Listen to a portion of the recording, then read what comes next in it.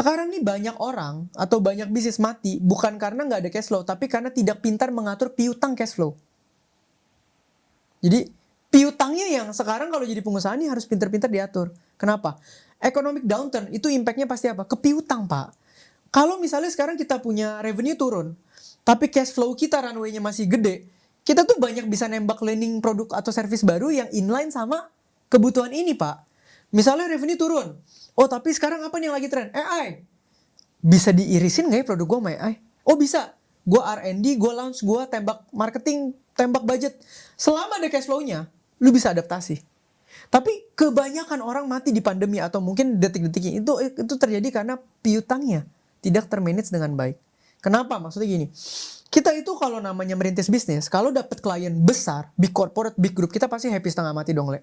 Tapi mana ada grup gede atau order gede yang bayar di muka sih? DP, TOP kan. TOP itu kan lama. Biasa makin gede grupnya, makin gede projectnya, TOP-nya makin panjang dong. Nah, zaman sekarang itu banyak sekali orang yang tidak mengerti piutang, Le. Gue banyak ngobrol. Kenapa? Begitu dapat proyek-proyek gede, mereka fokus langsung di semua proyek gede. Which is, mereka udah pikirin, revenue gue gede banget. Kalau dibayar. Ini temponya, lo kagak lihat ini 6 bulan, ini 8 bulan, ini mundurnya udah berapa bulan. Jadi, banyak yang cash flow muter kecil, dibuang. Fokus ke sini.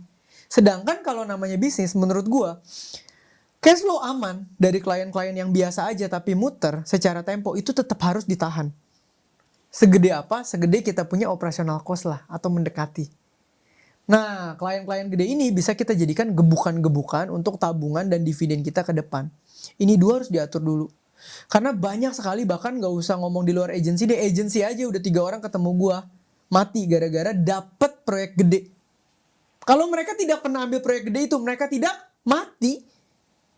Mereka mati kenapa? Kok ini proyek gede banget. Akhirnya gue fokus resource gue di sini. Tapi mereka TOP-nya gede. Udah TOP-nya gede, gue disuruh nalangin dulu. Kalau nembak ads disuruh nalangin ads-nya dulu. Itu kan gede, Pak, nominalnya. Dan mereka tidak experience. Akhirnya tutup. Kenapa? Gara-gara ekspansi.